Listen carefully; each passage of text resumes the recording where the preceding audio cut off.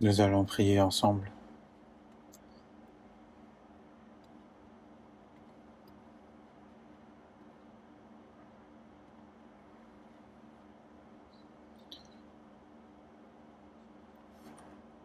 Dieu notre Père, qui est plein de grâce et d'amour et qui nous aime, nous qui étions éloignés de toi et nous qui marchions dans les péchés et nous qui étions devenus tes ennemis et nous qui devions recevoir ton jugement de colère. Mais pour nous,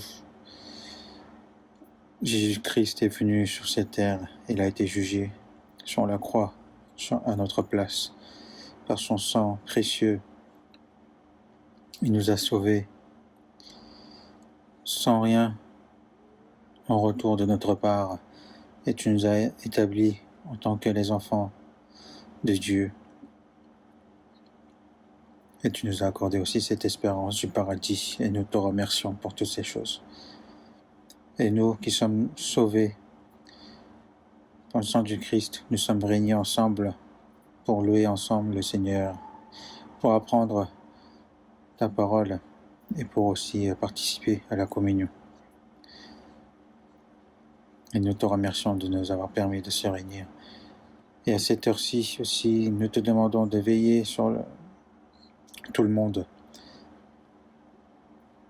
et que par la vie, par le Saint-Esprit, que nous puissions être établis, pour que nous puissions nous fortifier à travers ta parole, pour que le reste de notre vie, nous puissions vivre en accomplissant les missions que tu nous as confiées.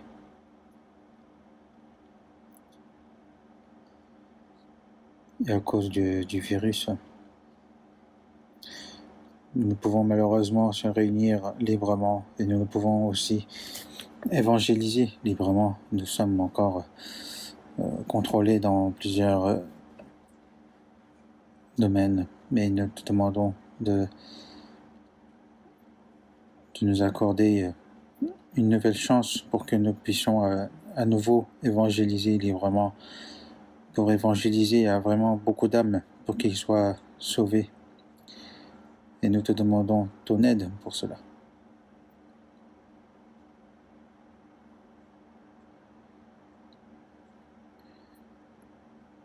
Il y a le séminaire biblique qui va commencer à partir de la semaine prochaine.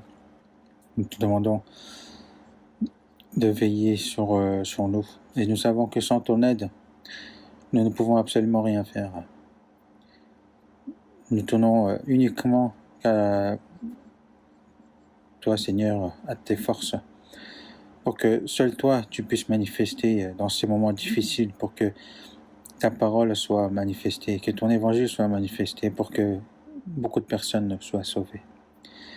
Et nous te demandons de nous accorder par ta parole qu'il nous faut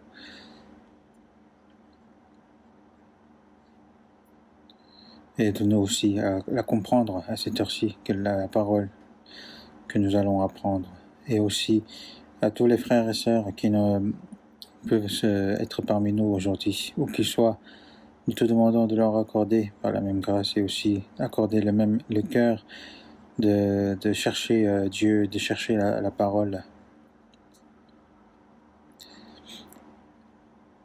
pour qu'ils puissent aussi vivre en tant que les enfants de Dieu. Et nous avons prié au nom du Seigneur Jésus. Nous allons voir dans la Bible, Marc chapitre 10.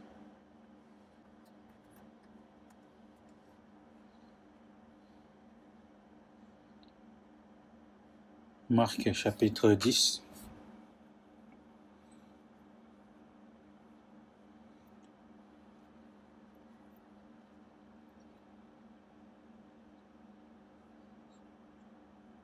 Marc chapitre 10, verset 46, à partir de verset 46.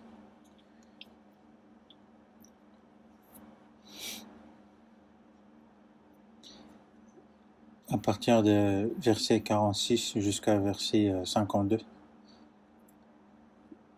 Marc chapitre 10, versets 46 à 52. Ils arrivèrent à Jéricho, et lorsque Jésus en sortit avec ses disciples et une assez grande foule, le fils de Timée, Bartimée, mendiant aveugle, était assis au bord du chemin. Il entendit que c'était Jésus de Nazareth, et il se mit à crier « Fils de David, Jésus, aie pitié de moi !» Plusieurs le reprenaient pour le faire taire, mais il criait beaucoup plus fort. « Fils de David, aie pitié de moi !» Jésus s'arrêta et dit « Appelez-le !» Ils appelèrent l'aveugle en lui disant « Prends courage, lève-toi, il t'appelle. » L'aveugle jeta son manteau et se levant d'un bond, vint vers Jésus. Jésus, prenant la parole, lui dit « Que veux-tu que je te fasse ?» « Rabouni, lui répondit l'aveugle, que je recouvre la vue. » Et Jésus lui dit « Va, ta foi t'a sauvé. »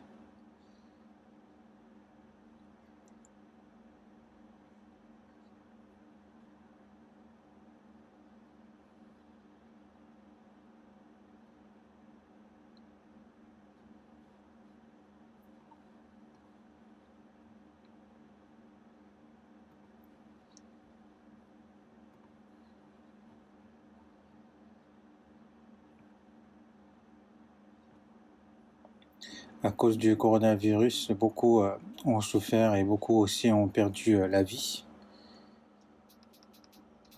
Et ce n'est pas seulement un problème d'une seule région, mais c'est vraiment dans le monde entier.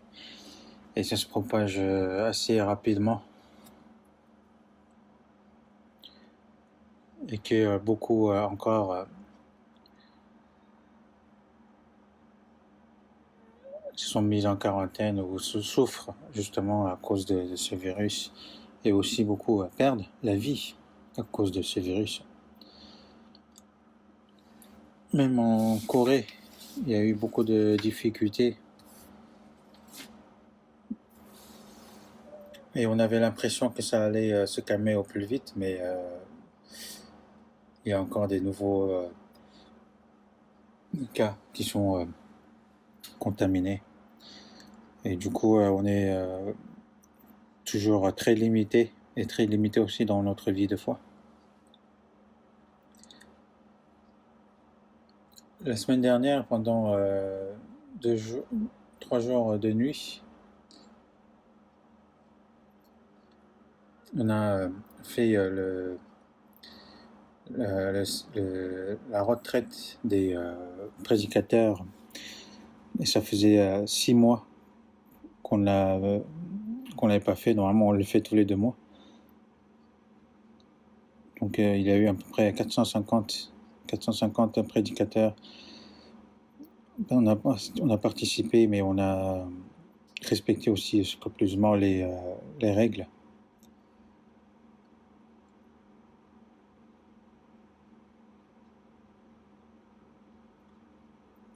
Et même la ville est passée 2 fois pour examiner si on respectait toutes les règles.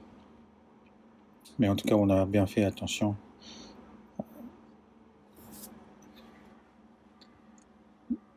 Même là, normalement, ça doit être rempli, mais tout le monde est séparé. Et tout le monde porte des masques, alors qu'il fait très chaud aussi. Mais bon, nous n'avons pas le choix. Nous devons le surmonter.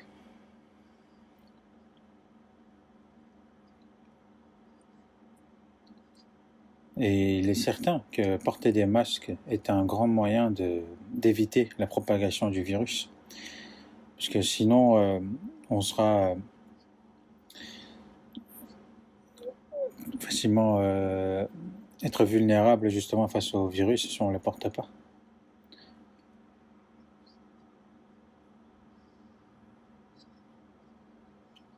En plus, on a vu que si une personne est contaminée, presque toute sa famille est contaminée aussi parce qu'il n'a pas les symptômes au départ. Et du coup, ses proches sont contaminés assez rapidement.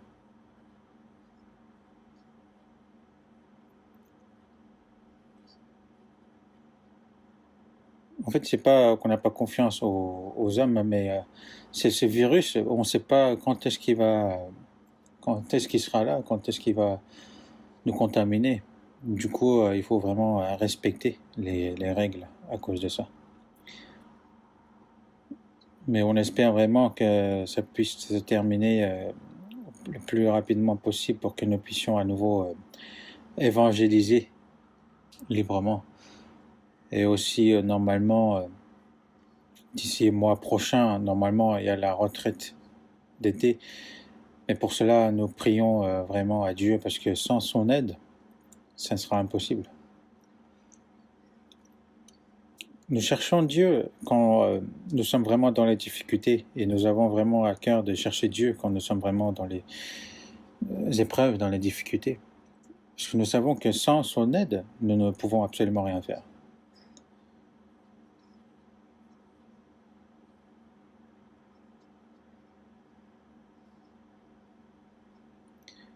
Et à partir de la semaine qui arrive, justement, nous avons prévu le séminaire biblique.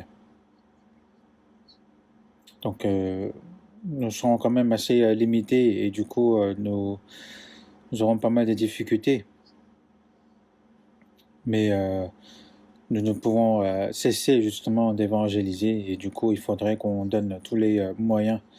Donc, tous ceux qui peuvent participer ici, qu'ils viennent, et ceux qui ne peuvent pas, qui peuvent participer à la maison, en ligne, mais participer avec sa famille en ligne pour qu'il puisse écouter avec sa famille, quel que soit le moyen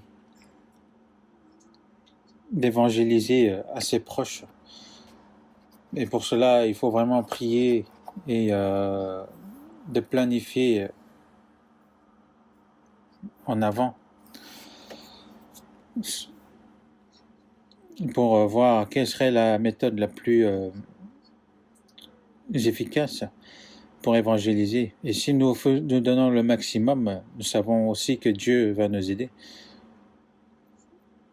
Et comme nous espérons, nous aimerons bien qu'il y ait beaucoup de personnes qui soient sauvées à travers ce séminaire biblique.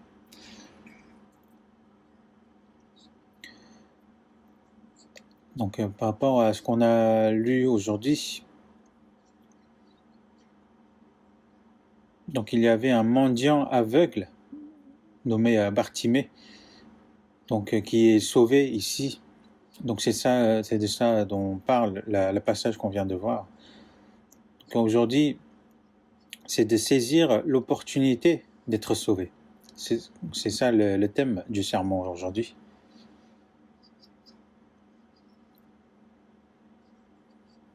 Quand nous vivons, nous rencontrons des chances à saisir, des occasions.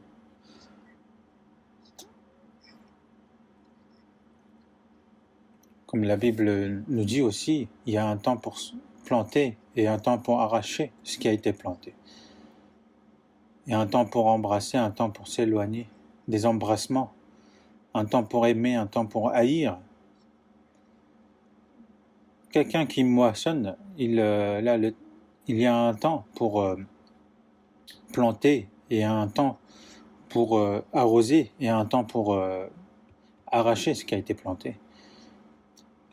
Et aussi les pêcheurs dans la mer, ils ne pêchent pas n'importe où, mais ils prévoient où sont les poissons et c'est là où ils jettent leur filet, parce que sinon ils ne pourront pas attraper les poissons. Et les étudiants, eux, il y a un moment de bien étudier, parce que s'ils loupent cette période, ils ne pourront plus étudier, ils ne pourront plus avoir un résultat.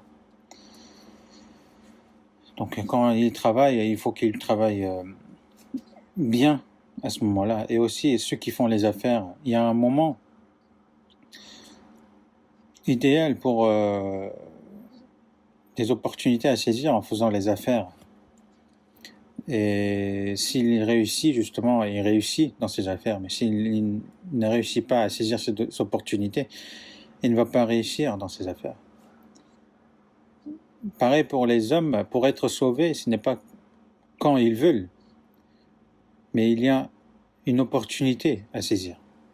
Et pour nous aussi, quand nous allons vivre la vie de foi, nous allons avoir l'impression qu'on peut le faire comme on veut, quand on veut. Mais la vie de foi aussi, c'est pareil. Il y a des opportunités à saisir. Il y a un temps pour le faire. Dans Galates chapitre 6, il y a marqué « Ainsi donc, pendant que nous en avons l'occasion, pratiquons le bien envers tous, et surtout envers les frères en la foi. »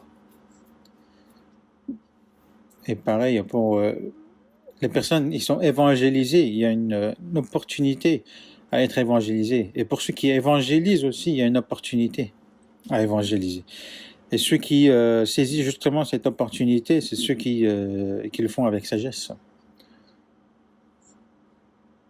Donc à ceux qui ne sont pas sauvés, il y a l'opportunité à être sauvés.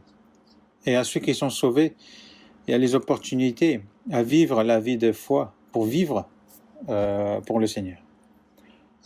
Mais si on rate cette opportunité, une personne qui doit être sauvée ne pourra pas être sauvée. Et une personne qui est sauvée et qui doit vivre pour le Seigneur va perdre justement cette opportunité de vivre pour le Seigneur. Et il va la regretter jusqu'à l'éternité. Par exemple, une personne qui doit être sauvée, il ne saisit pas l'opportunité, il va la regretter éternellement.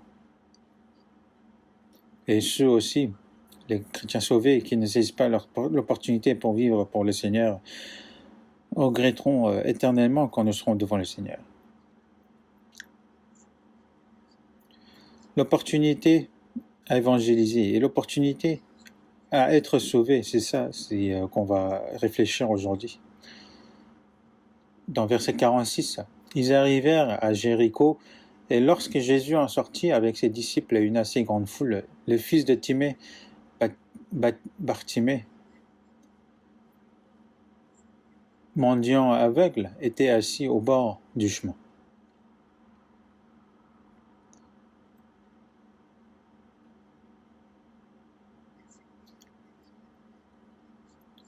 Donc Jésus, en allant de région en région en Israël, il a propagé sa parole, il a guéri des malades, il a montré la puissance de Dieu et son amour. Il y avait ses 12 disciples qui le suivaient. Il y avait aussi des foules qui le suivaient aussi.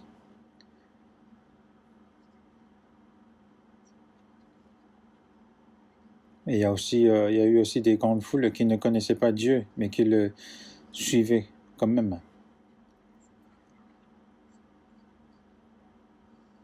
Donc Jésus s'est dirigé vers Jéricho ici. Et Jéricho, comme vous le savez,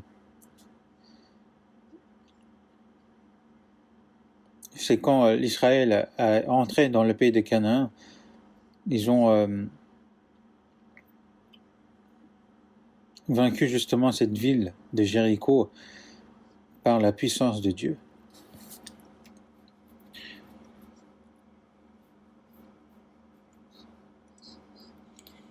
Et Josué avait dit que celui qui allait rebâtir Jéricho, il allait être maudit.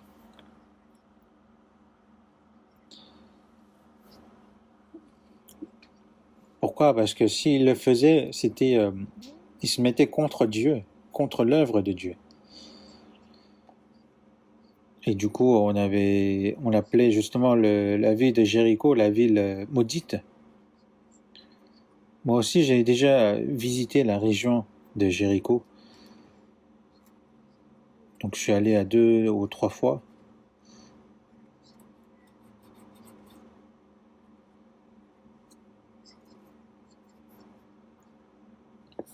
Et ce qu'ils disent, ce qu'est la ville de Jéricho, c'est comme le monde qui est maudit.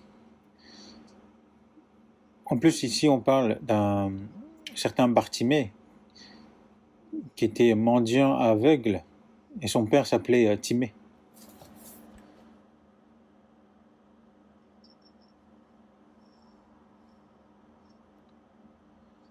En tout cas, il était mendiant et aveugle. Mais pourquoi ce passage est écrit dans la Bible? Ce monde est un monde rempli de péchés. Mais ce Bartimée qui a été miraculeusement été guéri en rencontrant Jésus représente le monde.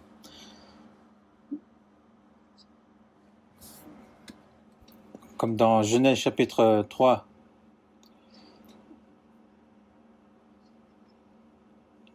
donc l'ancêtre des hommes, Adam, qui a désobéi à la parole de Dieu, qui a mangé le fruit du bien et du mal, leurs yeux s'ouvrirent. Cela ne veut pas dire qu'ils étaient aveugles, mais ils voyaient, mais sauf que en mangeant justement ce fruit, ils ont ouvert les yeux qui voyaient leur nudité, qui voyaient ce qui n'était pas bien, et leurs yeux envers Dieu se sont assombris. Et dans Jean chapitre 9, il y avait un homme aveugle de naissance, et ses disciples l'avaient posé la question à Jésus: qui a péché, cet homme ou ses parents, pour qu'il soit né aveugle? Est-ce que c'est à cause de ses péchés, ses propres péchés, qu'il est devenu pécheur alors qu'il est né de naissance, ou est-ce que c'est les péchés de ses parents? Mais Jésus a répondu que ce n'est pas que lui ou ses parents ont péché, mais c'est afin que les œuvres de Dieu soient manifestées en lui. Parce que si on remonte, c'est à cause d'Adam. Par le péché d'un homme, tout le monde est né pécheur. Par le destin d'un homme a défini le destin de tous les hommes. Et tous ceux qui sont issus d'Adam sont nés pécheurs. Et Jésus est venu pour sauver les pécheurs. Il est venu pour guérir les yeux de cet aveugle qui est né de l'essence.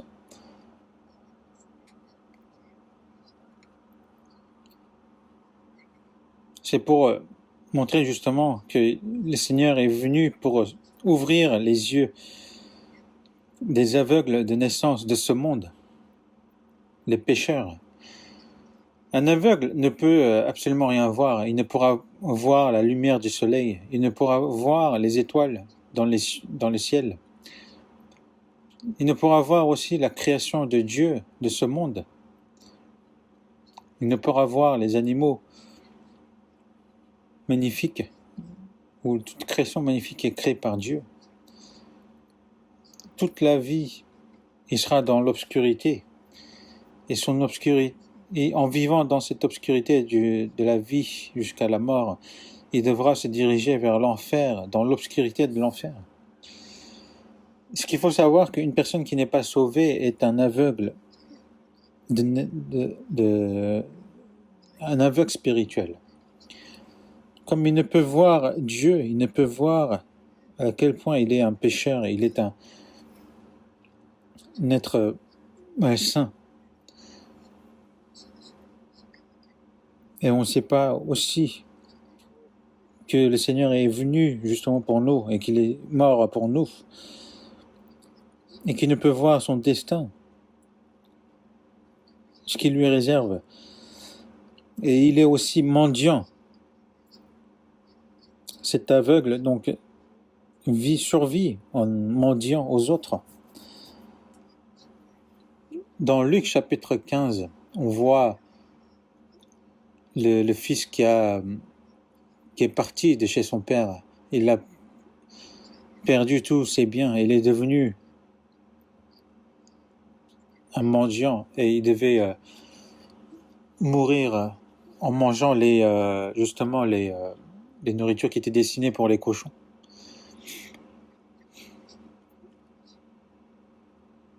Donc, cela signifie que les hommes du monde, ce sont des mendiants et aveugles spirituels. Il ne peut absolument rien faire pour son salut par lui-même. Donc, ayez pitié de ce mendiant. ce mendiant justement qui vit par la pitié des autres. Parce que s'il n'y a point de pitié des autres, il ne peut point survivre. Donc ça signifie que nous sommes vraiment des pécheurs, qu'on ne peut absolument rien faire, que nous sommes vraiment des mendiants spirituels.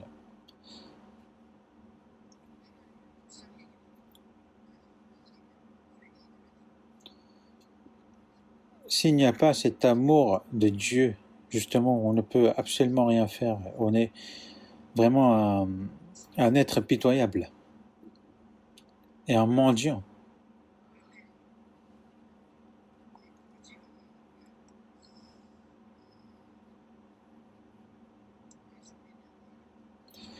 Mais ce mendiant, justement, a entendu des histoires sur Jésus. Il a dû entendre que il y a un certain Jésus qui est apparu, qui guérit des malades, qui a ouvert les yeux des aveugles. Et il a dû vraiment être étonné d'entendre cela. Mais en plus, comme il est aveugle, il ne pouvait pas aller le voir directement. Mais comme il a entendu que Jésus allait de ville en ville, il devait espérer que le Jésus passe à Jéricho.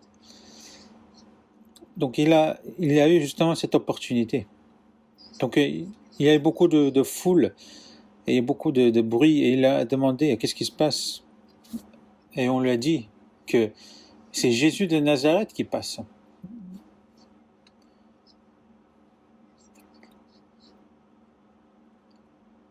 Dans Luc chapitre 18 aussi, c'est une chose qui est écrite. On lui a dit que c'est Jésus de Nazareth qui passe. Et ce Bartimée a dit, le moment est venu.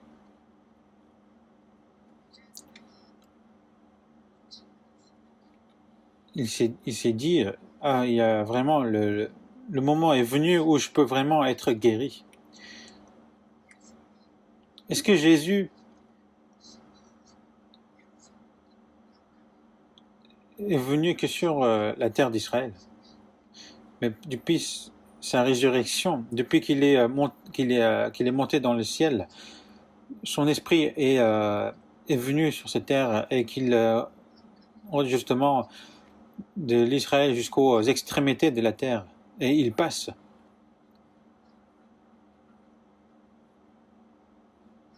Jésus passe partout. Donc le Fils de Dieu, le Fils unique de Dieu, passe par là. Dans 2 Corinthiens chapitre 6, il dit, au temps favorable je t'ai exaucé, au jour du salut je t'ai secouru. Voici maintenant le temps favorable. Il y a un temps favorable qu'il passe. Et dans Ésaïe chapitre 55 verset 6, cherchez l'Éternel pendant qu'il se trouve, invoquez-le tandis qu'il est prêt. Cherchez l'Éternel pendant qu'il se trouve. Il y a un moment, un temps favorable. C'est ce moment-là où il faut l'invoquer. Parce que s'il passe ce moment-là, on ne pourra plus, il se peut qu'on ne le voit plus. C'est une chance que Dieu nous donne, il faut la saisir. Et ce Bartimée a entendu que Jésus passait, et il a crié.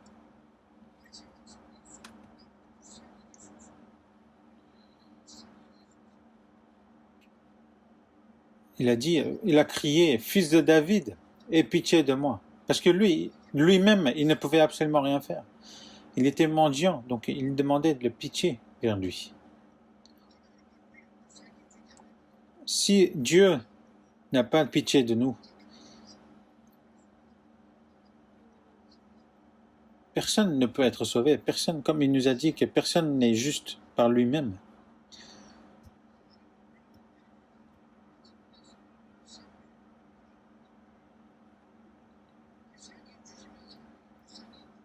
il faut qu'il ait pitié de nous pour que nous puissions vivre. S'il n'a pas pitié de nous, on ne pourra que mourir. Dans Luc chapitre 18, verset 13, il y avait justement deux personnes qui priaient dans le temple. Il y avait l'un c'était un publicain et l'un c'était un pharisien. Donc le pharisien priait en levant les mains vers le ciel, en levant les yeux vers le ciel. Et il disait que je n'ai pas péché comme le publicain qui est à côté, mais je faisais les dîmes, je faisais les offrandes. Et merci que je sois aussi juste. C'est ce qu'il disait. Après, ce n'était pas complètement faux ce qu'il disait. Ce n'était pas non plus 100% juste, mais ce qu'il disait, c'est ce qu'il faisait. Mais le publicain, le fait qu'il il est venu chercher la grâce de Dieu. Mais lui, il se tenait à distance. Il n'osait même pas lever les yeux. Il se frappait la poitrine en disant « Oh Dieu, sois apaisé envers moi, qui suis un pécheur. »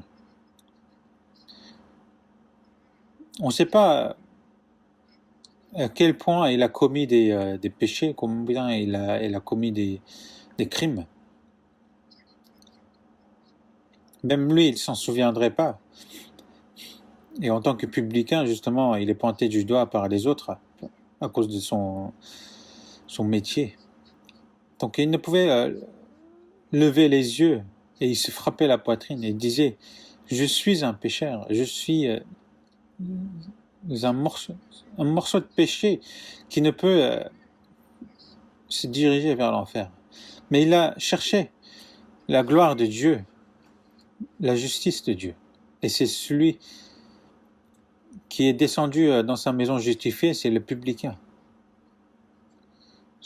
Car quiconque s'élève sera abaissé, et celui qui s'abaisse sera élevé.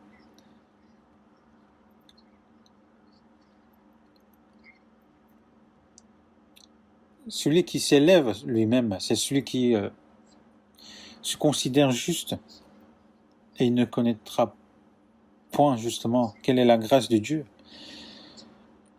Mais ce publicain, alors qu'il n'a rien fait de bien, mais il a compris qu'il était un pécheur, et il a cherché la grâce de Dieu, de demander pitié, qu'il ait pitié de lui. Donc il a su qu'il était qu'un pécheur qui devait se diriger vers l'enfer, et qui a demandé justement la grâce de Dieu, c'est qu'il a compris qui il était, il s'est humilié devant Dieu. Et c'est à cause de ça qu'il a été justifié, juste.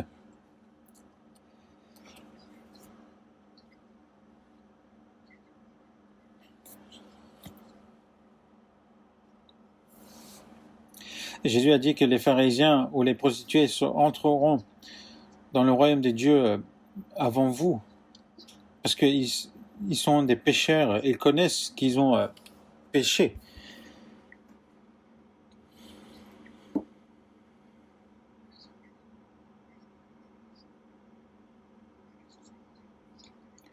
Et nous, le fait qu'on est sauvé, comme il est écrit dans Éphésiens chapitre 2, mais Dieu qui est riche en miséricorde à cause du grand amour dont il nous a aimés, nous étions morts par nos offenses, nous a rendus à la vie avec Christ. C'est par la grâce que vous êtes sauvés. Il a eu pitié de nous. Comme ce fils qui est parti de chez son père, il est revenu chez son père comme un mendiant. Mais c'est son père qui l'a vu en premier, parce qu'il l'attendait tous les jours. Il s'est posé la question s'il était toujours en vie ou il est mort. Qu'il soit devenu mendiant ou qu'il soit malade, il attendait qu'il revienne. Le péché que son fils a commis n'était pas comparable par rapport à l'amour de son père. Il pouvait le pardonner même 100 fois. Il n'avait qu'à revenir vers lui.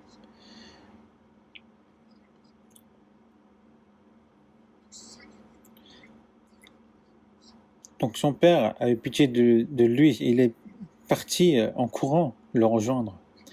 Et qu'il a dit, c'est mon fils. Et justement, ce fils qui revient à son père montre le pécheur qui revient vers le Seigneur.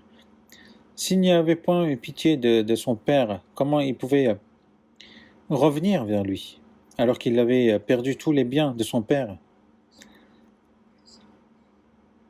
Justement, cet amour du Seigneur qui a pitié de nous, et ce Bartimée qui était mendiant, aveugle, il a dit, fils de David, aie pitié de moi.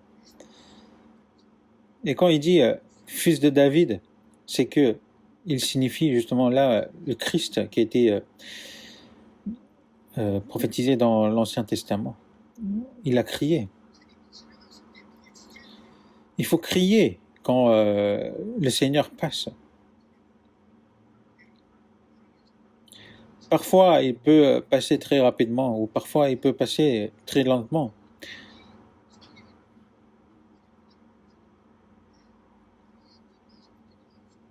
Comme il ne voyait pas, il était aveugle, il ne pouvait voir quand il passait ou vers où il passait.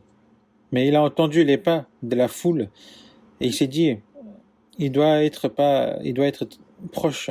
Et il s'est dit, c'est le moment. Et c'est là, il a crié.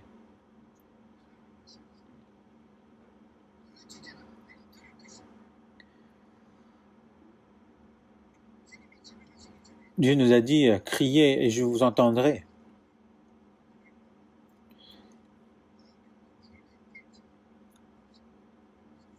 Il y a eu certainement des personnes qui se disaient, ah, Jésus passe là, mais bon, il y aura une autre fois. Mais il n'y aura pas une autre fois. Et je suis sûr que à ce séminaire biblique qui est prévu, il y aura le Seigneur qui va passer à côté. Et je suis sûr, c'est le moment où justement la parole de Dieu, son évangile est prêché, c'est là où le Seigneur passe. Et c'est là, il faut crier. Crier, ce n'est pas autre chose, c'est de prier. Ce n'est pas, on demande, ah, si tu veux, tu le fais, si tu veux pas, bah, tant pis. Non, il faut vraiment avoir le cœur. Aie pitié de moi. Si cette chance passe, je pense que le mendiant, l'aveugle se disait, si cette opportunité passe, il ne pouvait plus y avoir d'autres opportunités. Et les gens qui essaient de le calmer, mais toi, mendiant aveugle, tais-toi. Peut-être on lui a frappé pour qu'il s'était. Ils ont essayé de le calmer.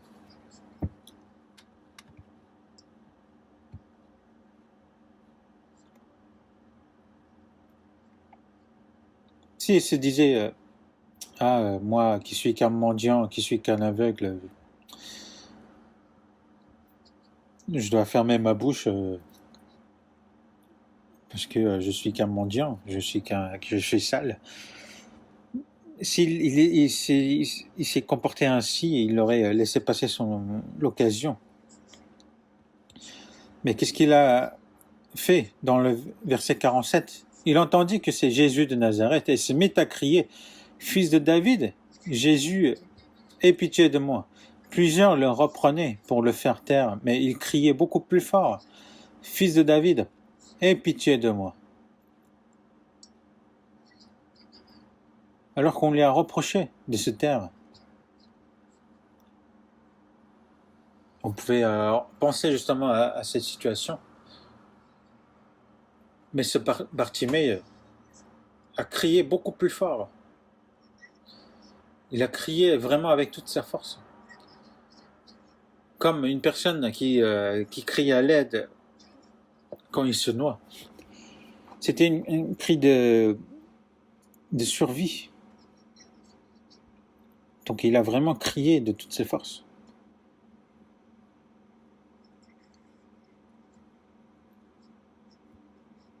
Et il faut savoir que le Seigneur écoute ce genre de cri. Ce genre de cri qui vient du cœur.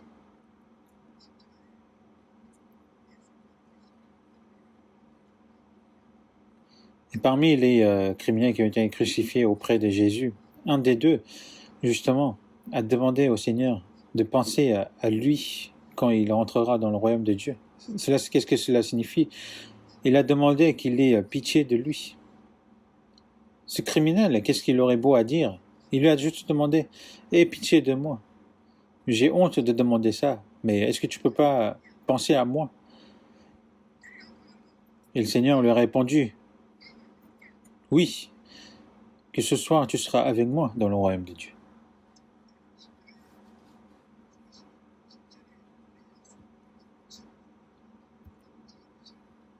C'est le premier à être sauvé lors du sacrifice de Dieu. C'est celui qui s'est vraiment dirigé devant la porte de l'enfer,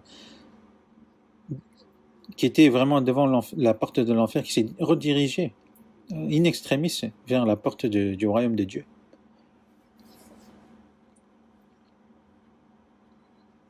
Alors qu'il y a des gens, alors qu'ils ont eu l'occasion d'être sauvés, ils ont juste suivi en les regardant, ou ils se disaient, mais pourquoi ils le suivent? Et pourquoi il crie, lui?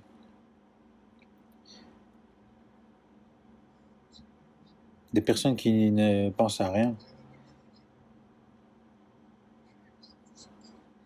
Alors que c'est une occasion que Dieu, qui leur a été accordée, mais il les laisse passer. Alors qu'il ne faut absolument pas laisser cette opportunité. Est-ce que Dieu est en vacances ici? Est-ce qu'il traîne parce qu'il n'a rien à faire? Dans Luc chapitre 19, verset 10, il est écrit « Car le Fils de l'homme est venu chercher et sauver ce qui était perdu. »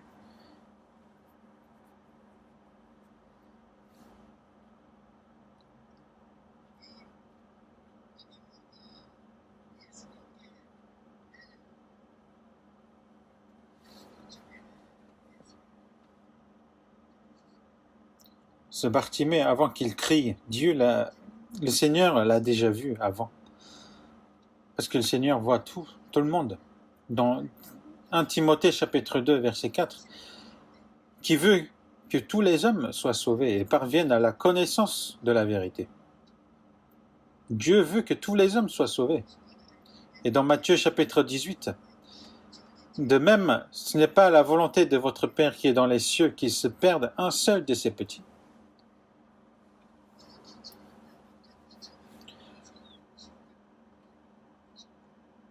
Dieu ne veut pas qu'un seul de ses petits se perde.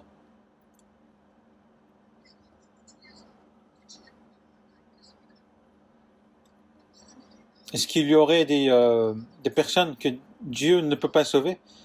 Est-ce qu'il y a des personnes qui sont tellement malades que le Seigneur ne peut pas sauver? Alors que le Seigneur a même ressuscité Lazare, qui était mort il y a de ça 3 jours.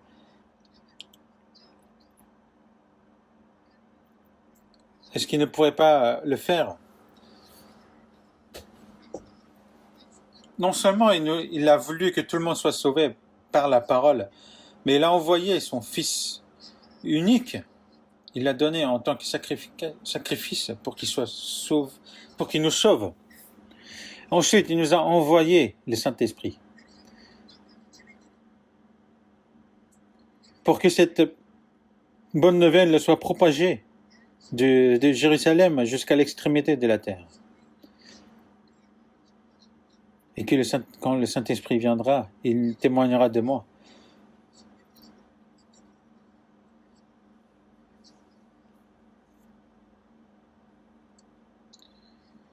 Et vous aussi, vous rendrez témoignage parce que vous êtes avec moi dès le commencement.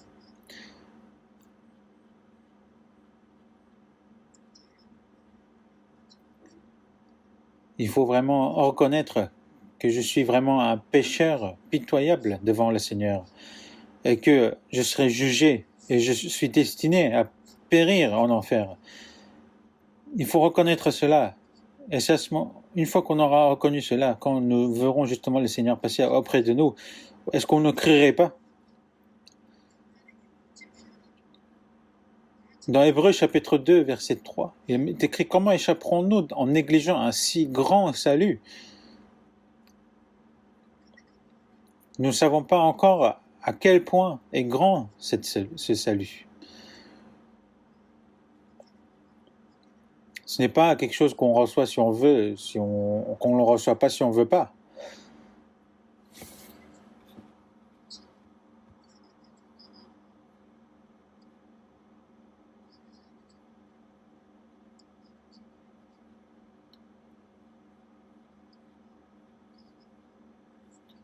Est-ce que Dieu sauverait une personne qui se dit ah bah je profiterai encore de ce monde et je vais être sauvé plus tard?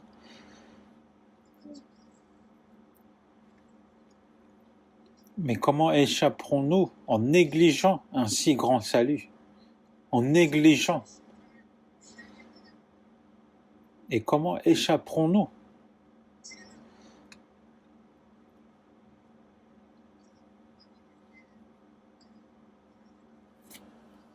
Le Seigneur a entendu le cri de ce Bartimée, alors qu'il y avait une grande foule auprès de lui. Mais est-ce qu'il a entendu parce qu'il avait de bonnes oreilles? Est-ce qu'il a entendu parce que le cri de Bartimée était si grand? Non, il savait déjà.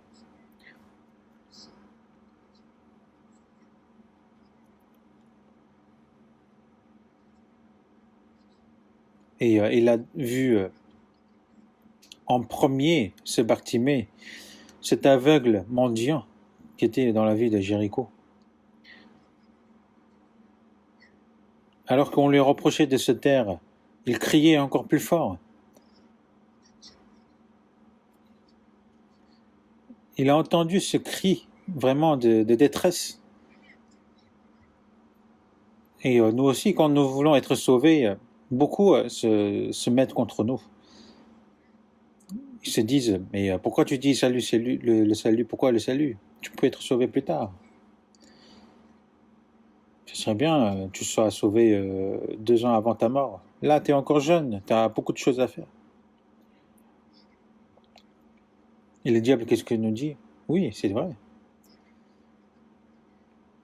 Et le diable, justement, nous empêche d'être sauvés. Dans 2 Corinthiens chapitre 4, verset 4, pour les incrédules dont le Dieu de ce siècle a aveuglé l'intelligence afin qu'ils ne vissent pas briller la splendeur de l'évangile de la gloire de Christ qui est l'image de Dieu. Donc ils se disent, bon, ce n'est pas le moment, tu auras une autre chance plus tard. C'est ce qu'ils nous disent.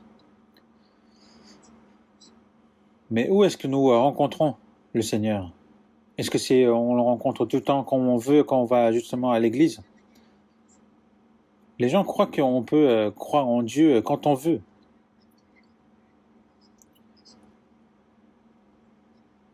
Il y a des personnes qui viennent tout le temps à l'église pendant des années avec sa famille, mais alors qu'il vient pendant plusieurs années, il n'est pas sauvé.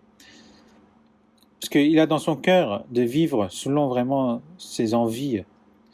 Et il a envie d'être sauvé 2 ans avant sa mort. Quand j'entends cela, mais pourquoi 2 ans? Autant recevoir le salut 5 minutes avant sa mort.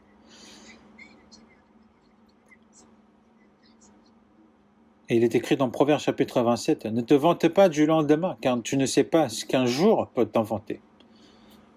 Il peut mourir de maladie, il peut mourir d'accident, il peut mourir, par exemple, du coronavirus, parce on le voit là, il y a des personnes qui meurent du coronavirus, et ces personnes ne se sont jamais imaginées de mourir à cause du coronavirus. Dans Jacques chapitre 4, verset 14, il est écrit, qu'est-ce que votre vie? Vous êtes une vapeur qui paraît pour un peu de temps et qui ensuite disparaît. Jésus nous a demandé, si je viens chercher ton âme, qu'est-ce que tu as préparé? Ça sert à quoi? Insensé. Je viendrai ce soir récupérer ton âme. C'est vraiment un insensé.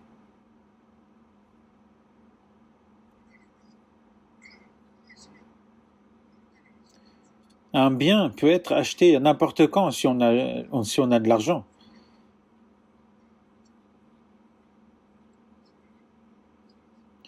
Parfois, il y a des gens qui vont au grand magasin pour acheter un sac de luxe. il le touche vraiment beaucoup, mais il se dit, bon, je viendrai plus tard l'acheter. Oui, il peut très bien l'acheter après. Recevoir le salut, c'est bien, mais est-ce qu'on peut le recevoir plus tard? Est-ce que vous croyez vous rencontrer Dieu si vous allez dans un lieu calme et vous priez?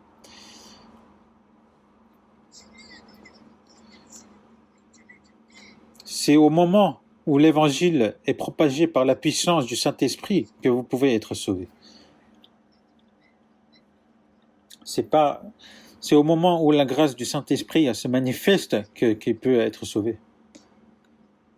Et aussi à ceux qui crient avec détresse.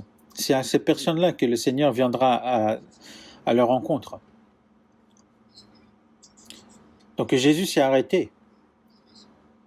Dans le verset 49, Jésus s'arrêta et dit, appelez-le. Ils appelèrent l'aveugle en lui disant, prends courage, lève-toi, il t'appelle.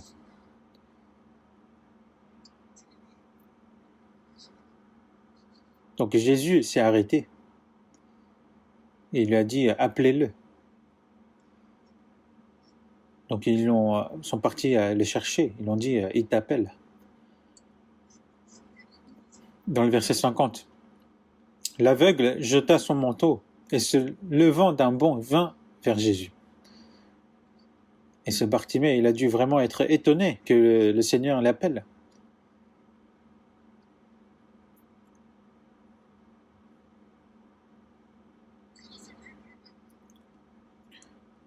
Il a jeté son manteau.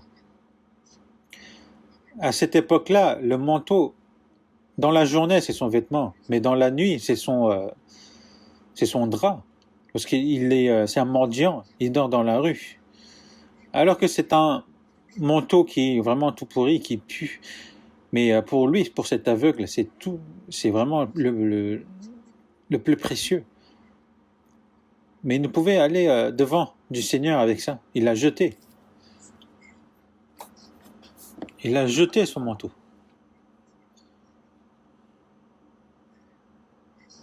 Pour aller vers Jésus, il faut jeter ses péchés. Il faut jeter ce qui n'est pas bon devant le Seigneur. Jeter, ça paraît facile.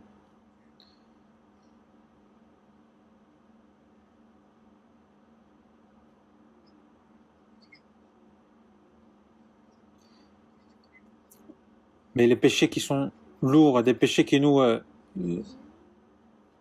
empêchent,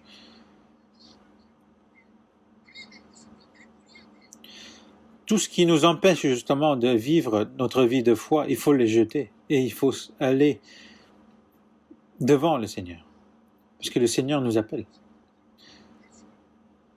Donc lui, cet aveugle, il ne pensait à rien d'autre que Jésus.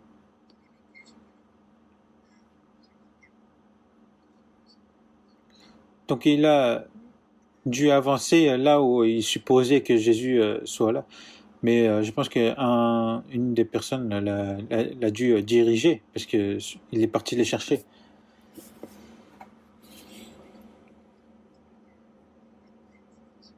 Quand une personne veut être sauvée, une autre personne qui est déjà sauvée le dirige vers le salut, n'est-ce pas? Dans le verset 51, Jésus, prenant la parole, lui dit, « Que veux-tu que je te fasse ?» Rabboni, lui répondit l'aveugle, « Que je recouvre la vue. »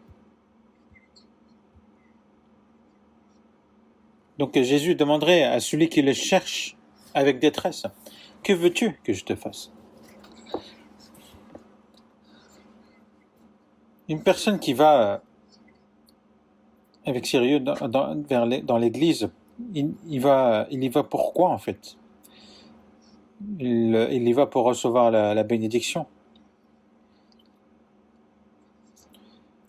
Parce que le Seigneur est venu pour donner des bénédictions, donc je viens à l'église pour recevoir des bénédictions. Mais quelle bénédiction?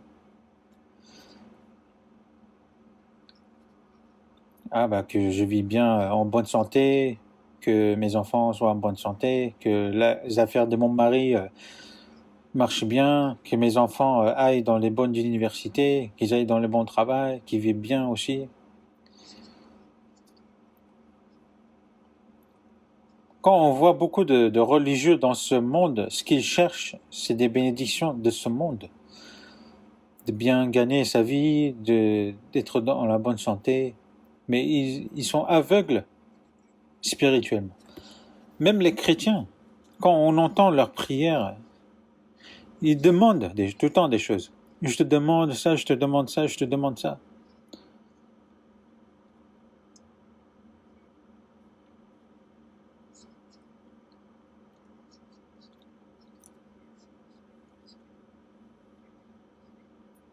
Est-ce qu'ils prient pour qu'ils soient sauvés? Non, ils s'en fichent. Parce qu'ils pensent que c'est déjà fait quand ils viennent à l'église. En plus, beaucoup de pasteurs l'enseignent ainsi.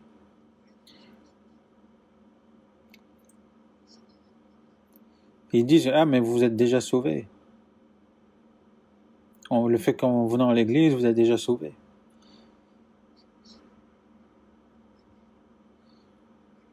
Donc on appelle ce genre de foi une foi de recherche de bénédiction. Mais est-ce que Dieu, le Seigneur, est venu sur cette terre pour nous donner ce genre de bénédiction? Ce genre de choses, c'est le diable qui nous donne.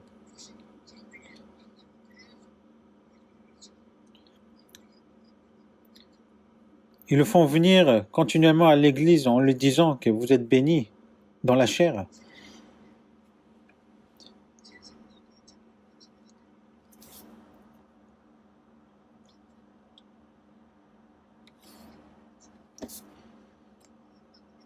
Alors que la volonté de Dieu, c'est quoi? C'est la volonté de Dieu, c'est que c'est le bien de l'âme. Sa volonté, c'est de connaître sa vraie volonté et de profiter de la paix de l'âme. Donc Jésus ici demande, que veux-tu que je te fasse? Et ceux qui crient avec détresse en Seigneur, qu'est-ce qu'ils recherchent?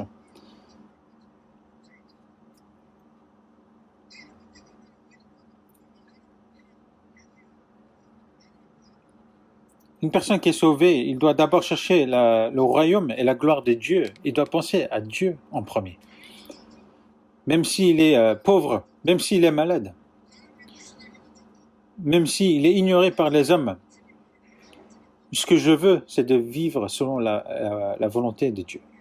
C'est ça que nous devons le vouloir, non?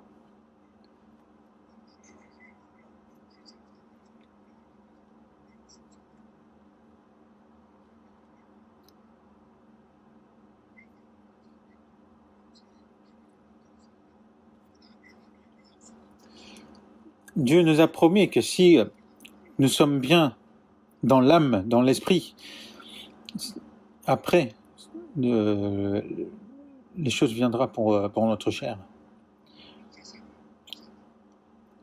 Même si nous n'avons pas beaucoup de biens.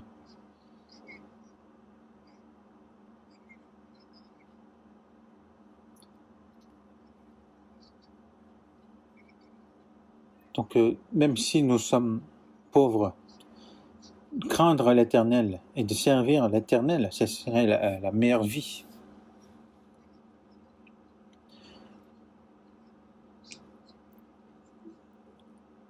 Il est vrai qu'une personne riche, elle dit c'est difficile qu'il soit sauvé, mais une personne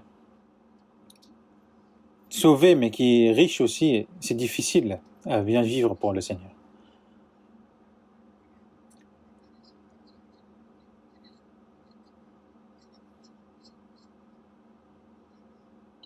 De nos jours, on peut vraiment écouter le sermon assez facilement, que ce soit par la télé, par l'internet, même par le téléphone. C'est vraiment confortable.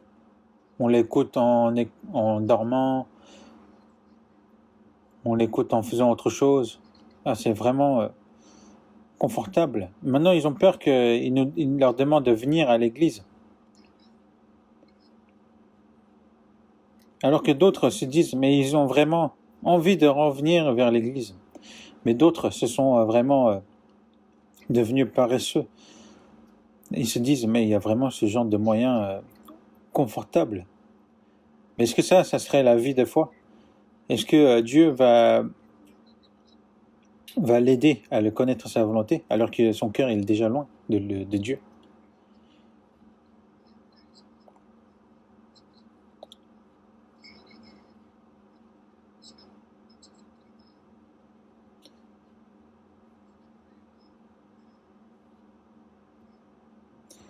Vous savez, même pour le séminaire biblique, d'écouter sur place, ensemble, et d'écouter, justement, juste leur proposer aux personnes d'écouter en disant que tu peux écouter en ligne, tu peux écouter sur ton téléphone. Est-ce qu'ils vont vraiment être, vous croyez, est-ce qu'ils vont vraiment être sauvés? S'ils sont sauvés par ces moyens, c'est vraiment un miracle. Si on le fait écouter en ligne et si on est vraiment avec tous nos cœurs pour qu'il écoute, peut-être, oui, pourquoi pas. Parce qu'avant aussi, beaucoup ont été sauvés en écoutant les cassettes audio. Parce que ceux qui étaient autour de cette personne priaient ardemment. Et ça a bougé le cœur. Mais s'il n'y a pas cela, alors même s'il écoute via la télé, via en ligne, mais ce serait vraiment un nombre infime qu'ils soient sauvés ainsi. Parce que s'il n'y a pas nos efforts qui sont fournis avant, personne ne pourra être sauvé.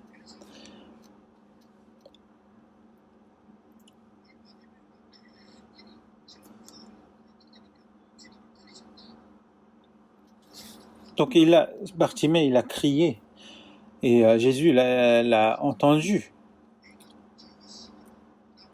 De nos jours, c'est pareil, dans Jérémie chapitre 29, 13, « Vous me chercherez et vous me trouverez si vous me cherchez de tout votre cœur. » Il faut continuer à chercher jusqu'à ce qu'on le trouve. Et c'est ainsi qu'il viendra à notre rencontre. Il veut venir à notre rencontre, le Seigneur, mais sauf qu'il attend qu'on le cherche de tout notre cœur. Dans Matthieu chapitre 7, verset 7, « Demandez et l'on vous donnera, cherchez et vous trouverez, frappez et l'on vous ouvrira. » Demandez et on vous le donnera. Mais comment? Avec tout votre cœur. Cherchez et vous trouverez. Jésus est là déjà et il nous attend à notre rencontre. Mais c'est parce qu'on n'a pas, on ne cherche pas de tout notre cœur qu'il passe à côté.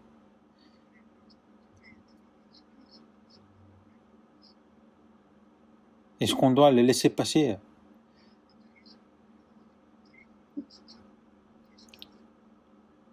Quand on pense justement au séminaire biblique qui est prévu, il est certain que le Seigneur passera à côté. Et même ici, il y a des personnes qui ne sont pas sûres de leur salut. Et je sais que dans notre Église, le taux de personnes qui se sont sauvées est vraiment élevé par rapport aux autres églises. Mais il est vrai que c'est difficile que ce soit le cas à 100%.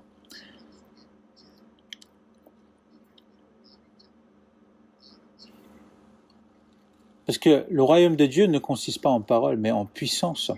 Donc il y a des personnes qui viennent, qui se disent sauvés, mais comme ils ne sont pas vraiment sauvés, et ça ne se montre pas dans leur vie, dans leurs œuvres. Donc il faut écouter, et écouter de nouveau. Donc 2 Corinthiens chapitre 13, verset 5, « Examinez-vous vous-même pour savoir si vous êtes dans la foi. Éprouvez-vous vous-même. » Une personne qui est sauvée, il faut qu'il écoute continuellement. Plus il écoute, plus il sera dans la joie. Et plus le Seigneur va transformer dans notre cœur, va donner justement la joie. Il ne faut absolument pas le laisser passer. Il faut qu'on puisse l'arrêter pour qu'on puisse être face à face avec le Seigneur.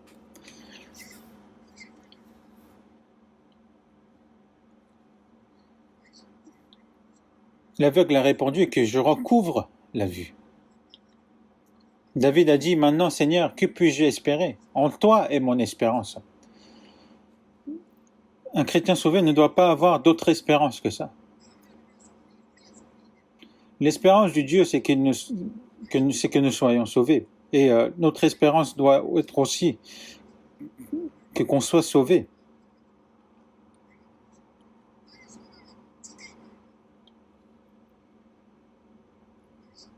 David a répondu que en toi est mon espérance. Il était le roi d'Israël, mais il a dit, maintenant Seigneur, que puis-je espérer? En toi est mon espérance.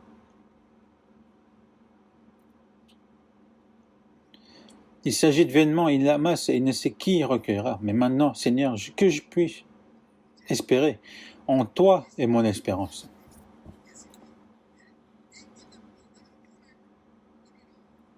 Et Jésus lui a dit, va, ta foi t'a sauvé. Aussitôt, il recouvra la vue.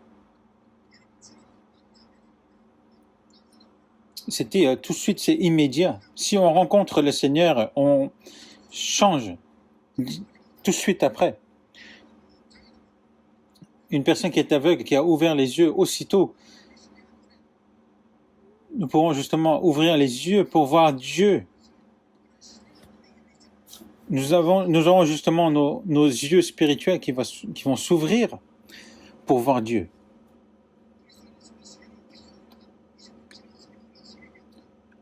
Si quelqu'un est en Christ, il est une nouvelle créature. Les choses anciennes sont passées. Voici, toutes choses sont devenues nouvelles.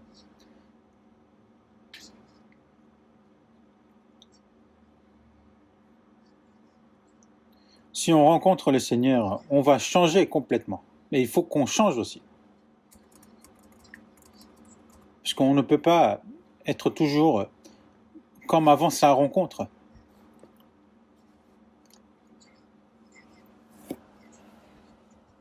Aussitôt, il recouvra la vue.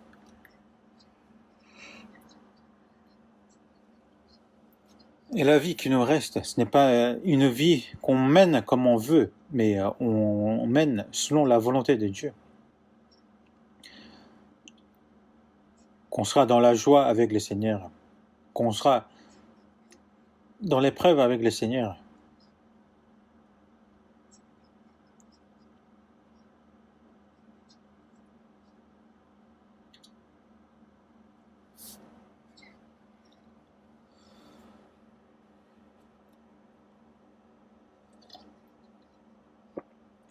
On va voir une autre personne. On va voir dans le livre des Actes, chapitre 8.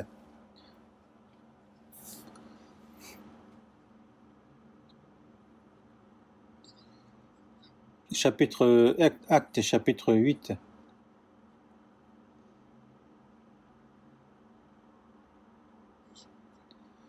À partir de verset 26.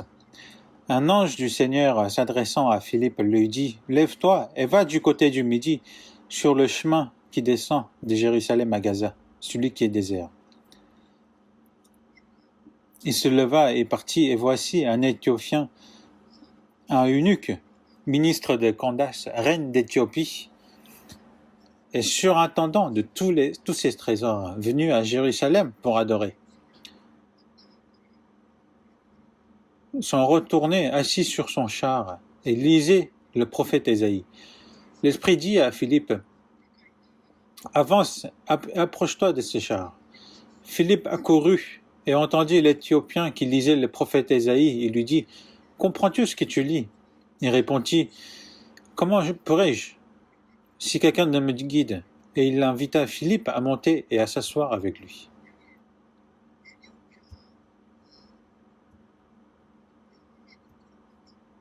Donc il y a ce ministre Candace de la reine d'Éthiopie, donc un eunuque, qui est surintendant de tous ces trésors. Vous savez que l'Éthiopie et l'Israël, ils sont vraiment très éloignés. J'ai vu à peu près, c'est 1500 km de distance. Donc il est venu de son char Je pense il n'était pas tout seul, il était accompagné par plusieurs serviteurs parce qu'il était dans une position très élevée, parce qu'il était surintendant de tous ses biens. C'est comme un ministre de trésor. Ce n'est pas comparable de nos jours, mais c'est parce que à cette époque-là, une personne qui est surintendant de tous ces trésors, mais en plus de la reine, c'est vraiment une personne très importante. Mais comme c'était un eunuque, donc il n'avait point de désir dans ce monde.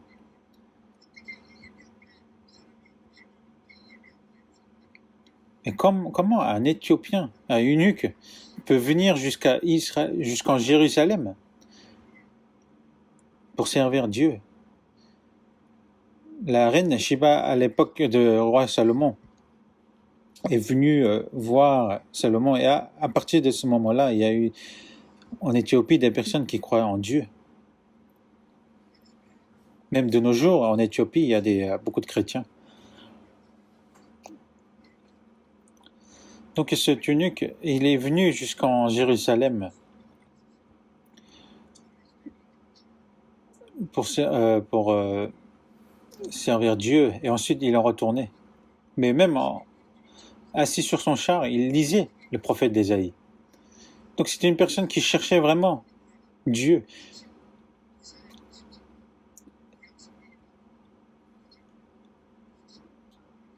Et il a eu justement cette écriture, et il s'est procuré, il a dû lire justement le passage du chapitre 53, la prophétie sur Jésus-Christ.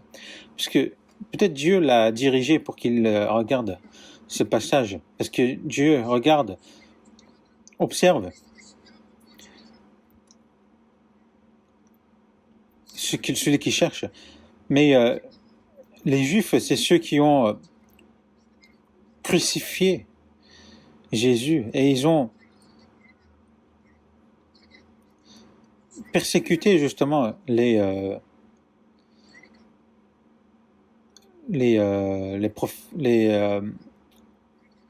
apôtres et les chrétiens.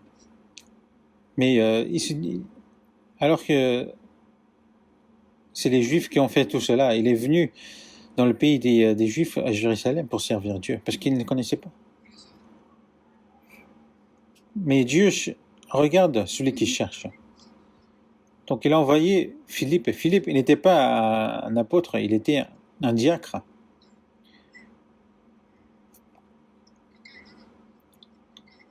Quand on lui a dit de s'approcher de la char.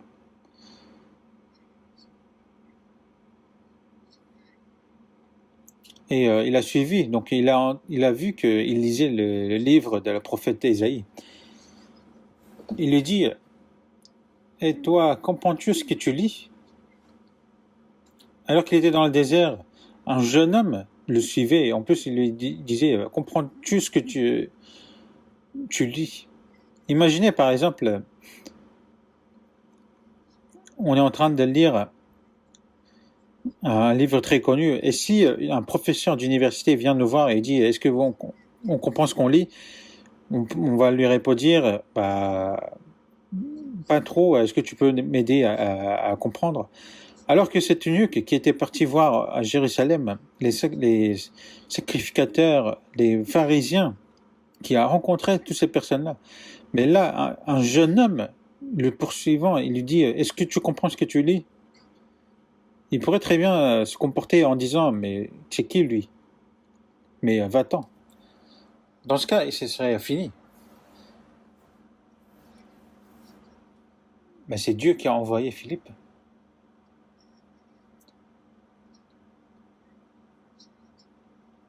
Il a vu le cœur de cet eunuque qui cherchait vraiment ardemment Dieu.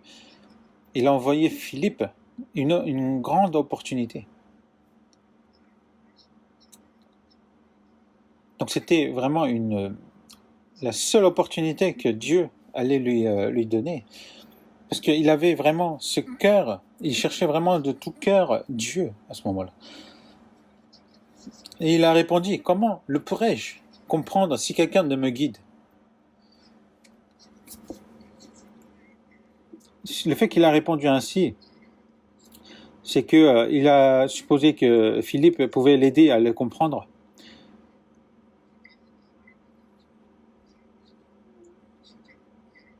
Et comme dans Ésaïe chapitre 53, il a été maltraité, opprimé, il n'a point ouvert la bouche, semblable à un agneau qu'on mène à la boucherie. Toutes ces choses qui sont écrites dans Ésaïe chapitre 53.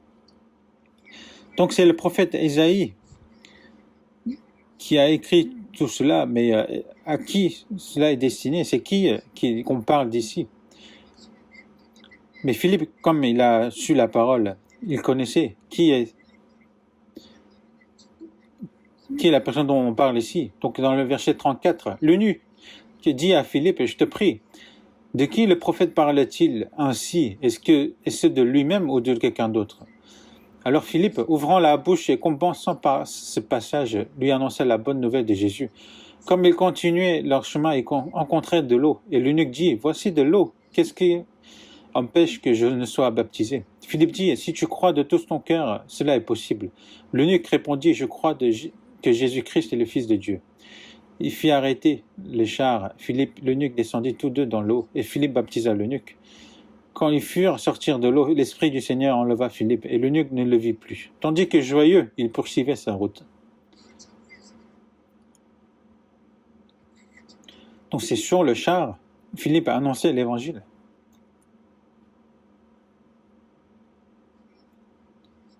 Et en continuant, ils ont vu qu'il y avait de l'eau. Pour être baptisé, il faut de l'eau.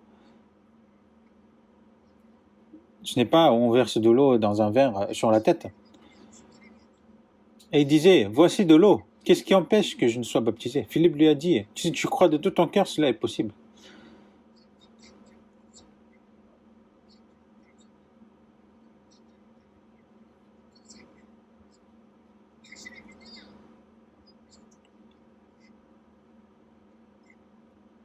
Si tu crois de tout ton cœur, cela est possible. L'eunuque répondit, je crois que Jésus-Christ est le Fils de Dieu. Donc il fit arrêter le char. Philippe était un diacre, il n'était pas l'apôtre. Mais ce n'est pas seulement les pasteurs ou les apôtres qui peuvent baptiser, mais il était celui qui était qui est sauvé avant, donc il l'a fait.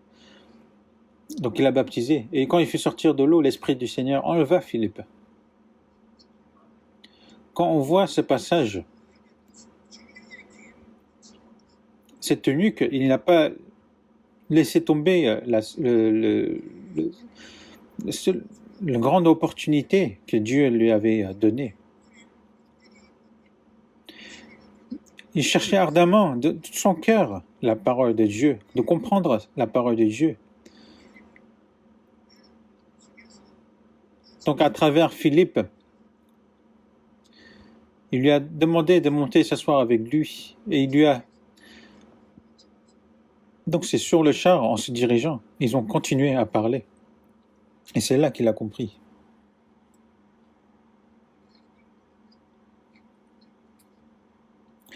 Une personne qui cherche comme ça, avec tout son cœur, il comprendra tout de suite.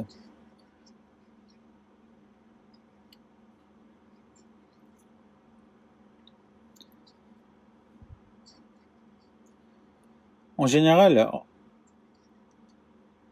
être sauvé du premier coup, c'est vraiment difficile. Mais une fois, j'ai rencontré une sœur, donc avant qu'elle reçoive le salut, mais elle était déjà prête. Et qu'on a parlé la première fois, elle a reçu le salut tout de suite.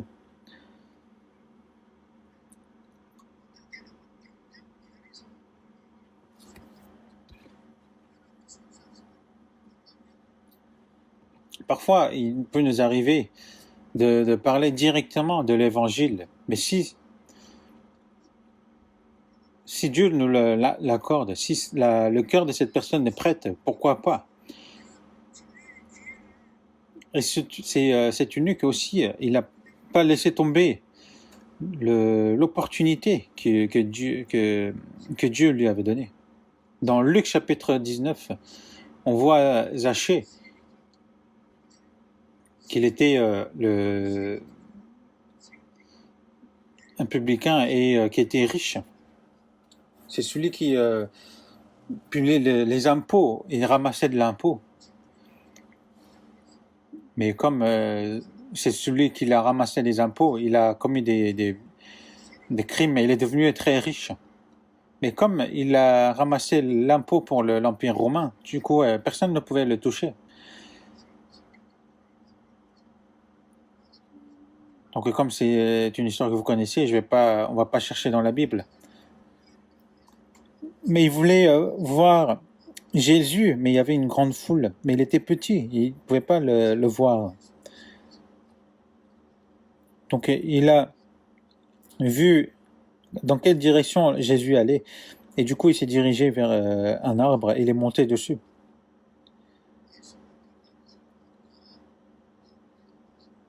Et Jésus connaissait le cœur de tous ceux qui étaient auprès de lui. Des personnes qui le suivaient parce que l'autre le suivait, ou l'autre qui suivait pour voir des miracles, ou des personnes qui venaient qui le suivaient pour être guéris. Mais il a regardé, le Seigneur a regardé une personne qui cherchait vraiment de son cœur le Seigneur. Il a vu Zachée, qui était le plus grand publicain de la région, mais qui était monté dans l'arbre. En plus, ça devait être une personne qui était assez âgée, mais qui essayait de monter dans l'arbre. C'était peut-être une moquerie. C'était un sujet de moquerie des autres qui le voyaient monter dans les arbres, alors qu'il était un ancien. Mais lui, il s'en fichait. Il voulait voir Jésus. Et Jésus a vu avant le cœur de Zachée. Avant que Zachée voit Jésus, Jésus l'a vu en avance. Personne ne lui a dit à Jésus qui était cet homme, mais il l'a appelé par son prénom. Il le connaissait déjà. Et quand Philippe a dirigé Nathanaël vers Jésus, Jésus, en le voyant, a dit « C'est un vrai juif ».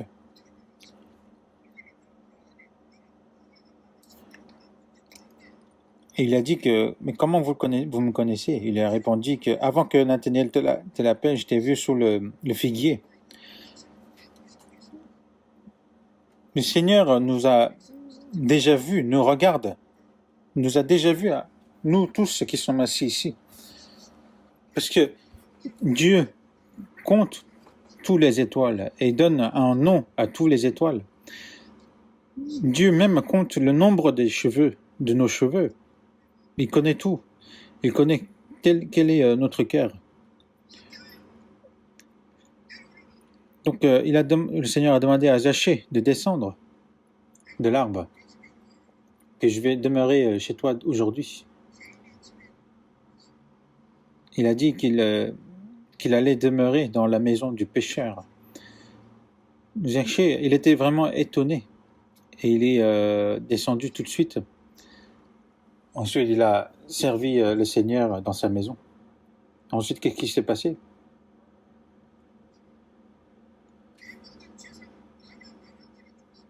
Et que je donnerai la moitié de mes biens aux pauvres.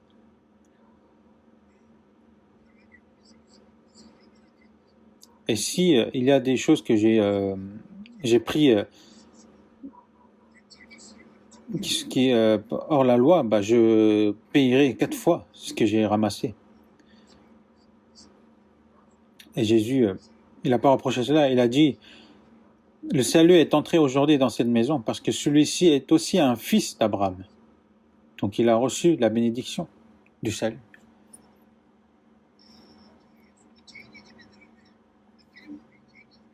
Les gens autour disaient, mais pourquoi c'est Jésus, il est allé chez les pécheurs? Mais Jésus a dit, il est venu sur cette terre pour rencontrer les pécheurs. Même un pécheur pitoyable, s'il cherche Dieu, Dieu ne l'abandonnera jamais. Zachée aussi, il avait vraiment envie de voir le Seigneur. Il n'a pas raté cette opportunité.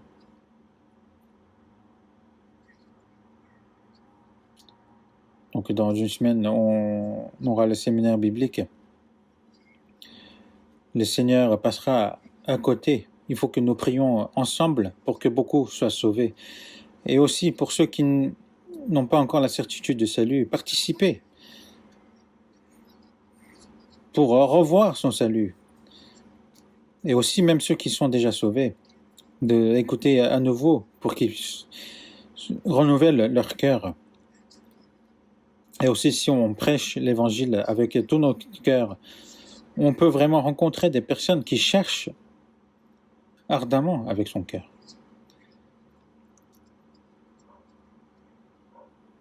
Ça ne se passera pas tout seul. Il faut la prière et les efforts de la personne qui est déjà sauvée. Sans ça, on ne peut malheureusement faire bouger le cœur de la personne qui vont être dirigées vers la parole. Il faut vraiment qu'on prie ardemment pour que les âmes, de nouveaux âmes soient sauvées. Même si on traverse une période difficile, qu'on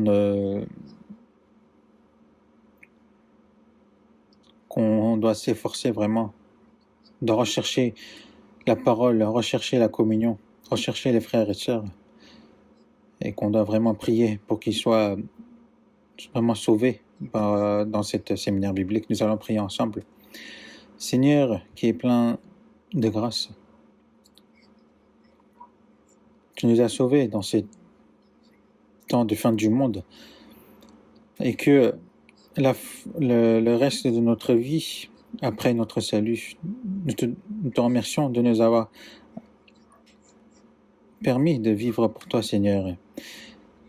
Et dans ce monde, nous avons encore beaucoup de personnes qui ne sont pas sauvées.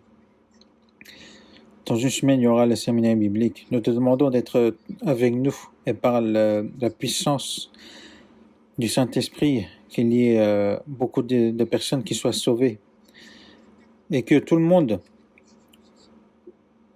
soit utilisé grandement par toi, Seigneur, pour ce service.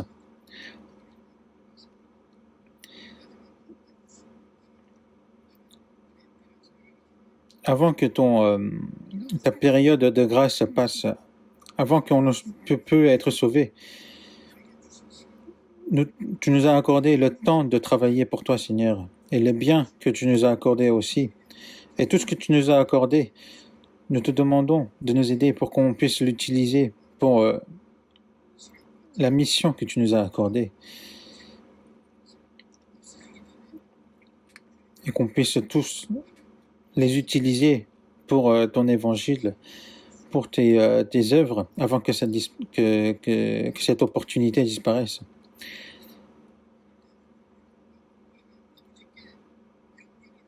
Et que seul ton nom soit glorifié par le fait que beaucoup soient sauvés à travers ce séminaire biblique, et que beaucoup soient utilisés pour ce séminaire, pour tes œuvres. Et aussi toutes nos églises qui sont dans le monde, nous te demandons d'être toujours avec eux pour que l'évangile soit propagé aussi. Et nous avons prié au nom du Seigneur Jésus. Amen.